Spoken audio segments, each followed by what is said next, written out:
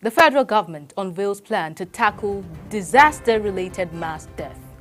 In business, President Tinubu submits FCT budget proposal.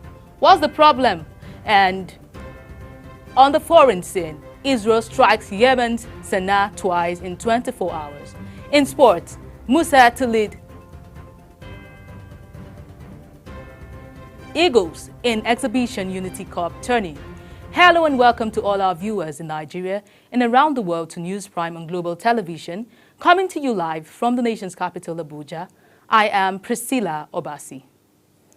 A quick reminder that Global Television is on DSTV 365 and StarTimes channel 276. You can also download the Global TV Nigeria mobile app for Android and iOS devices to keep track of our broadcast. The federal government has launched the National Mass Fatality Response Plan for an effective response to mass fatality incidents in the country. Speaking at the launch of the document organized by the National Emergency Management Agency in collaboration with the International Committee for the Red Cross, the Director General of NEMA, Zubeida Umar, says the framework demonstrates Nigeria's commitment to enhancing preparedness and response mechanisms for managing mass fatality incidents. Zubeida said the plan provides a framework to facilitate and organize the effective response and mass fatality and ensure the dead and their loved ones are treated with dignity, respect, and uphold the values of humanity during crisis. The lawmaker representing Borno South, Ali Ndume, has commended President Bola Tinubu over the recent embargo on the importation of foreign food goods. The former chief whip of the Senate gave the tribute in a statement issued in Abuja. The Minister of Information and National Orientation, Muhammad Idris, revealed this to State House correspondents after Federal Executive Council meeting at the Villa in Abuja. The Nigerian Senate has resolved to convene a two-day National Security Summit in Abuja in response to escalating insecurity across the country.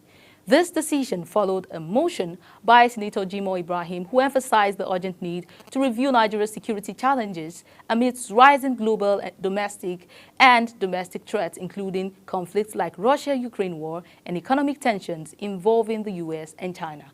Uyi Abomefwewe reports. Senator Jimoh Ibrahim, representing Ondo South, says the summit aims to bring together delegates from federal, state, and local governments, as well as traditional rulers, to develop comprehensive solutions to issues such as banditry, kidnappings, and terrorism. The issue of security has become a pivotal edifice by which the foundation of our nation is rooted. The motion starts by addressing Your Excellency that the Senate notes with concern the high level of global insecurity which is arising due to the events in Russia and Ukraine and the increasing problem created by the global north and the response from the global south, which include enhancing food insecurity and addressing sustainable development goals. While some senators expressed skepticism about the summit's effectiveness, the majority supported the initiative after a voice vote. President of the Senate, Godswill Akpabio, recommending a 2-day duration instead of the initially proposed 3 days. If I could recall vividly, we had 3 security summits in this Senate, and we made very detailed recommendations to the executive branch. And those recommendations, unfortunately, were not implemented. Mr. President, what we need is not security summit. We need to discuss with the service chiefs here in this chamber, one by one. Security agencies lack collaboration and lack intelligence gathering because most of the attacks need to be tracked and need to be foiled before even the attacks came. And if you look at the general situation we have in this country, the security that are saddled with the responsibility, most essentially the police. The police are not doing enough because during amendment, I would like to propose, if it's accepted by my colleagues, is that should we agree to have a security summit, it shouldn't be 3 days. we can have a 2-day security summit instead of 3 days. So let me go into the prayers. There is only one prayer here, because the second prayer is the outcome of the security summit. The event is expected to serve as a platform for broad-based dialogue and actionable recommendations to address Nigeria's persistent security challenges.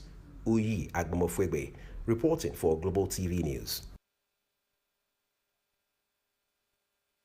The Nigerian Senate has set up a 20-member ad hoc committee to officially take over the functions of the Rivers State House of Assembly amidst the ongoing political crisis in the state.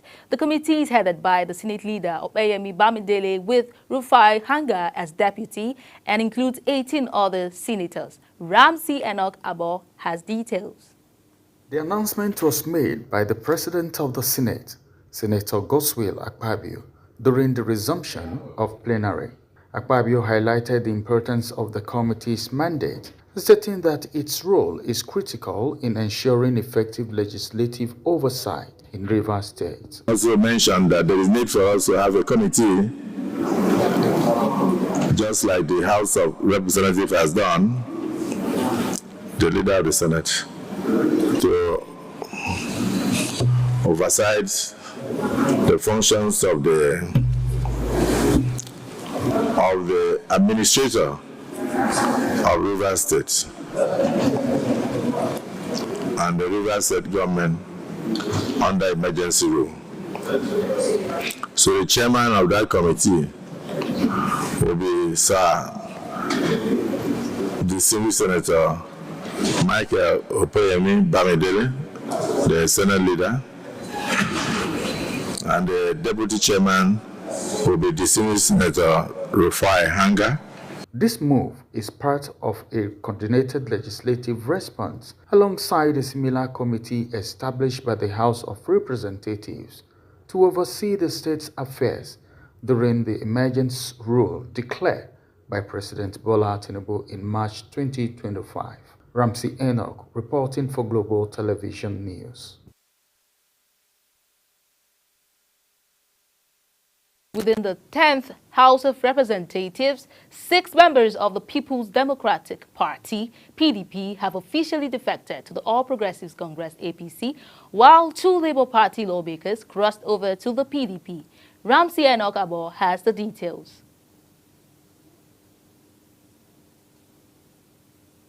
The defectors from the PDP to APC, all representing constituencies in Delta State, include Honorable Victor Nwokolo, representing Ika Federal Constituency, Honorable Justice Pondi, representing Burutu Federal Constituency, Honorable Thomas Eyitomi, representing Warri Federal Constituency, comprising Warri North, Warri South and Warri Southwest, amongst others. Meanwhile, the 2 lawmakers who moved from the Labour Party to the PDP are Honorable Mark Obeta, representing Nsukka Igboeze South Federal Constituency of Enugu State, and Honorable Dennis Agbo, representing Igboeze North Udene Federal Constituency.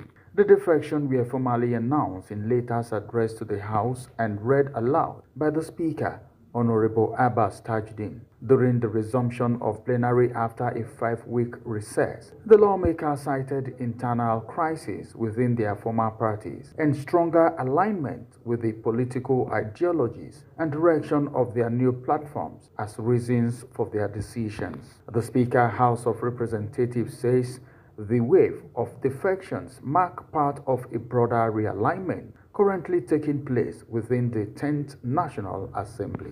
You of my resignation from the People's Democratic Party to the All Progressive Congress APC. My resignation is as a result of the unresolved disputes at the national headquarters as well as the South-South zone of the party. I write to formally notify you and the esteemed leadership of the 10th House of Representatives of my decision to change my political party affiliation from the Labour Party to the People's Democratic Party effective immediately. Recall that just 2 weeks ago, the governor of Delta State, Sheriff Oboure, and his predecessor, Ifeanyi Okowa, also left the People's Democratic Party, PDP, to join the APC, further reshaping the political landscape in Delta State and beyond. Ramsey Enoch Agbo reporting for Global Television News. The Nigerian Meteorological Agency has predicted haziness and thunderstorms from 6th to 8th May across the country. The NIMET weather outlook envisages slight dust haze over parts of Katsina and Kano State. The agency says that thunderstorms are anticipated over parts of Osun, Ekiti, Ondo, Oyo, Edo, Abia, Imo, Bayelsa, Lagos, Delta, Rivers, Cross Rivers, and Akwa Ibom states. The United Nations Development Programme, UNDP, and the Director General of the Northwest Governors Forum is collaborating with the state government to work out a framework that will promote peace and stability in the northwestern region of Nigeria.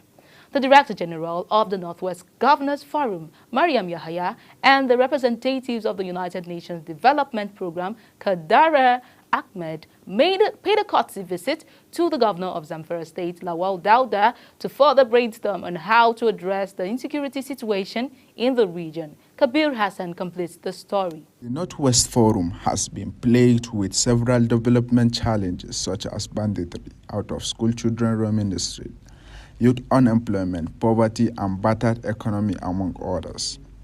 The visit to Gusau, the Zamfara state capital, by the leadership of the UNDP and the Director General of the Northwest Governors Forum is part of the ongoing effort to implement resolution reached at the last year's Regional Summit on Peace and Development. The Director General Northwest Governors Forum says the focus of the meeting is to establish a Northwest Peace and Development Forum that will serve as a unifying platform to address the challenges confronting the region. Also remember that you said what you wanted is a framework that will facilitate the development of a long-lasting intra- and interstate government structure that will strengthen regional stability, promote economic prosperity and opportunity, and provide social protection for your citizens. This is a very laudable initiative. You also wanted this framework to serve as an entry point for federal and international actors, including from within the UN system, to support the insecurity and development issues facing the Northwest.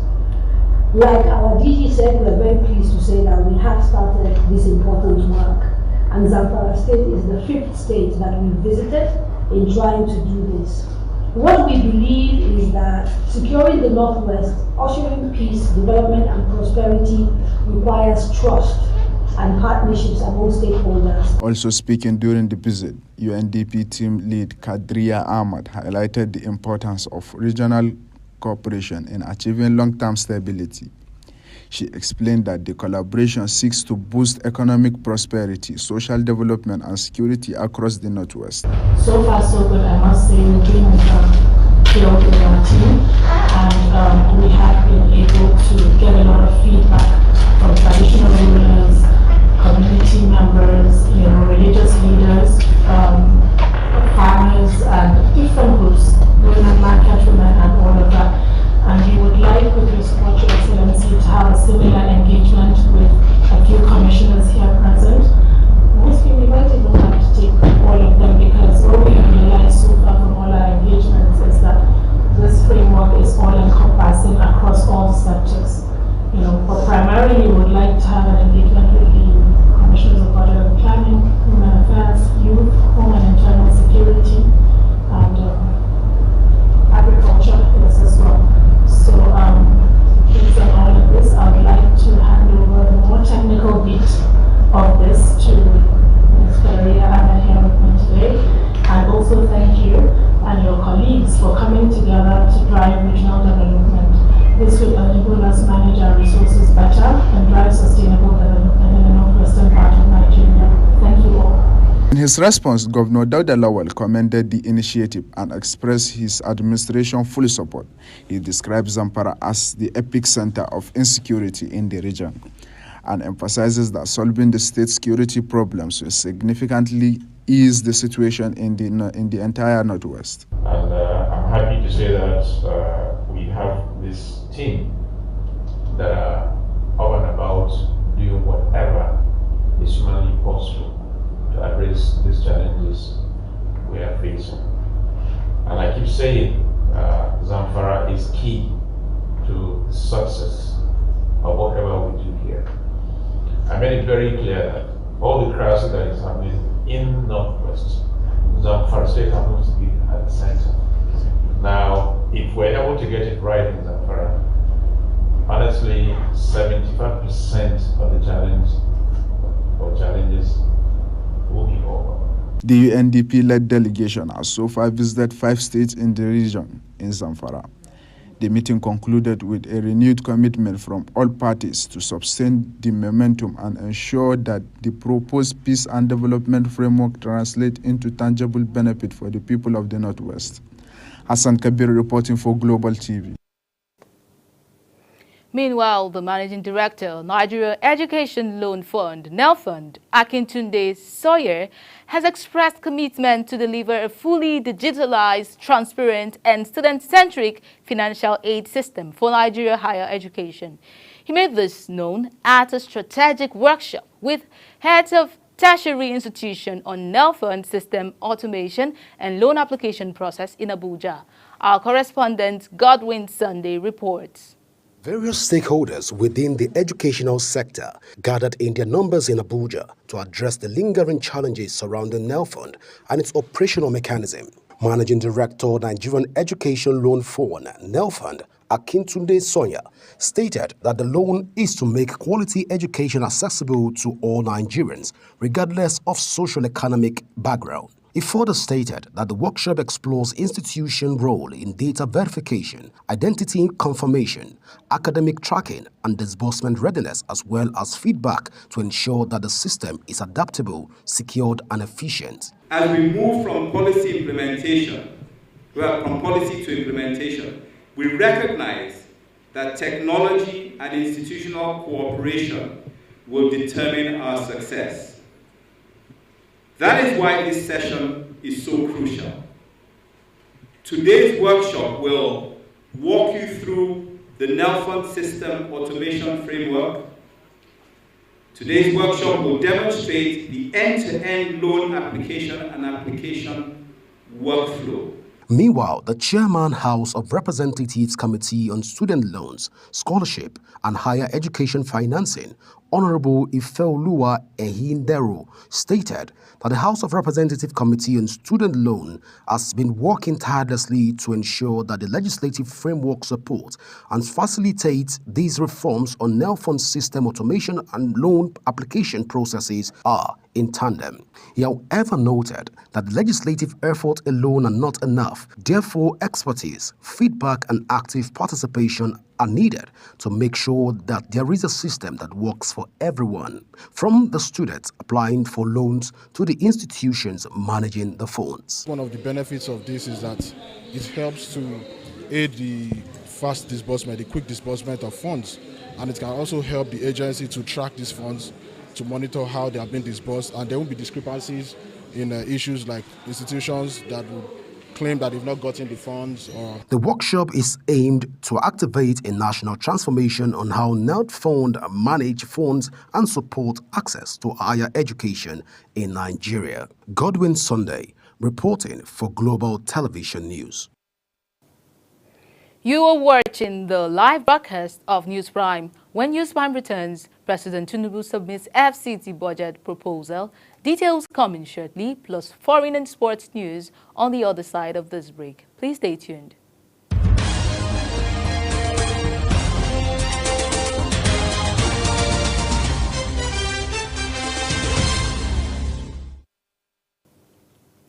Welcome back. Now we go to the business news. President Bola Tinubu has submitted the 2025 Federal Capital Territory budget proposal to the House of Representatives. The president's letter, read by Speaker Honorable Tajuddin Abbas on Tuesday plenary, proposes 1.78 trillion naira in total spending for the FCT. Sharon Ajay has the rest of the story.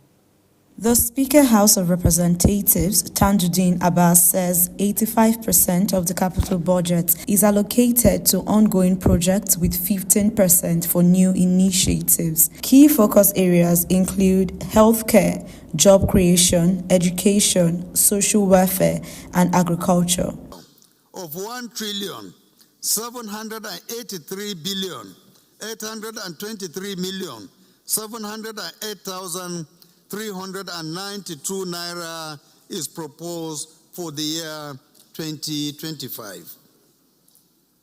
As such, 85% of the capital expenditure is dedicated to the completion of ongoing projects, while 15% is for new capital projects, so as to sustain ongoing efforts at providing basic infrastructure and social amenities in the FCT.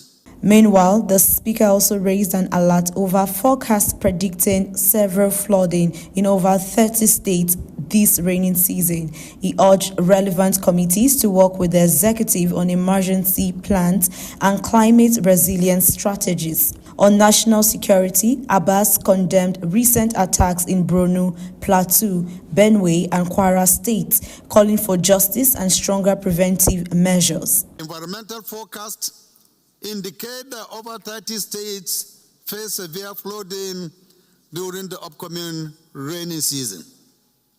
In anticipation, I call on all relevant committees of the House to work with the executive branch to review the country's emergency preparedness, propose mitigation strategies, and provide oversight over legislative frameworks on disaster risk management and climate resilience. The House resumed sitting Tuesday after a 5-week recess. Sharon Ajay reporting for Global TV News.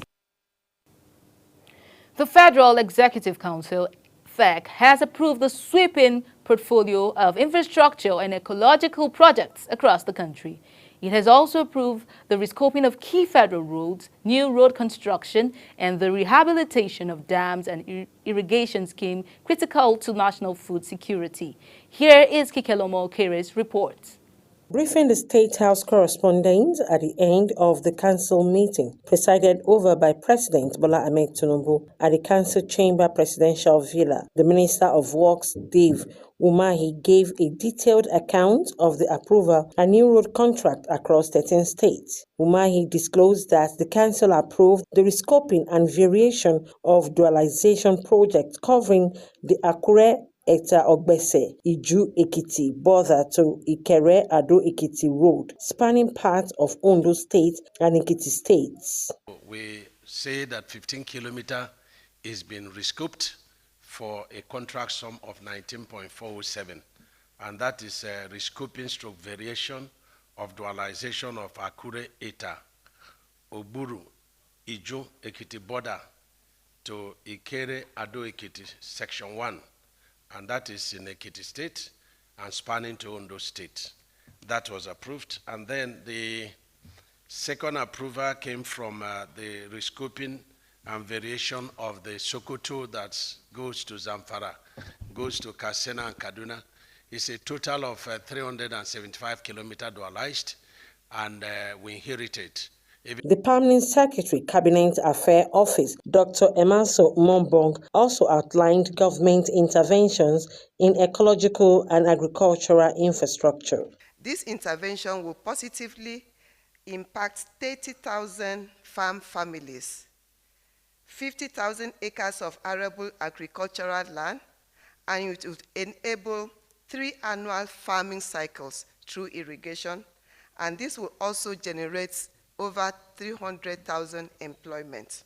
Meanwhile, President Bola Ahmed Tinubu has sworn in 2 permanent secretaries in expanded Federal Executive Council meeting. The brief ceremony was conducted in one batch and anchored by Biodun Oladunjoyi, the Director of Media Office of the President. The President also sworn in the Chairman of the National Assembly Service Commission, Saviour Eyinkere, and 12 other commissioners. In a two-segment council meeting, the Chairman of the National Assembly Service Commission, Eyinkere, and 12 others and members took their oath of office in a single batch before the President. Kike Lomo Okeri, Global Television News. Marketers of refined petroleum products say petrol and diesel prices may drop as crude oil prices slump again. The marketers said the drop may not be immediate, saying it has to do with the stability of the new low prices. It has been reported that crude prices tumbled below $60 per barrel over the weekend, where the price hovered to around $65. On the foreign scene, Israel has attacked Yemen's Sanaa airport and other locations in the capital area fewer than 24 hours after it bombed Hodeidah following a Houthi attack on its main international airport. Senior Hamas official Bassem Naim says there is no sense in engaging in talks or considering new ceasefire proposals as long as Israel's blockade and bombing of Gaza continues. Palestinians in Gaza say they will refuse Israelis' order to flee their homes after Prime Minister Benjamin Netanyahu threatened the Gaza's population will be moved as Israel prepares to launch a new expanded ground offensive. The United Kingdom says it is considering new immigration measures that could make it harder for citizens of Nigeria, Pakistan, and Sri Lanka to obtain visas, citing high rates of overstay and subsequent asylum claims. The information stated that the UK Home Office is preparing to introduce stricter visa policies targeting nationalities identified as having a greater likelihood of remaining in the country beyond the terms of their visas. Authorities say that a pattern of individuals arriving on work or study permits and later seeking asylum has triggered the proposed restriction. Moving on, Germany's conservative leader, Friedrich Merz, has unexpectedly fallen short of the numbers needed to form a majority in parliament to become chancellor. Merz needed 316 votes in the 630-seat Bundestag, but only secured 310, in a significant blow to the Christian Democrat leader 2.5 months after winning Germany's federal elections. The Bundestag will now have another 14 days to choose either Merz or another candidate as chancellor. And in sports, Kano Pillars forward Ahmed Musa is set to make a return to the national team as he is expected to lead the Super Eagles at the Unity Cup exhibition tournament, which will hold from Monday 26th to 31st of May in the United Kingdom.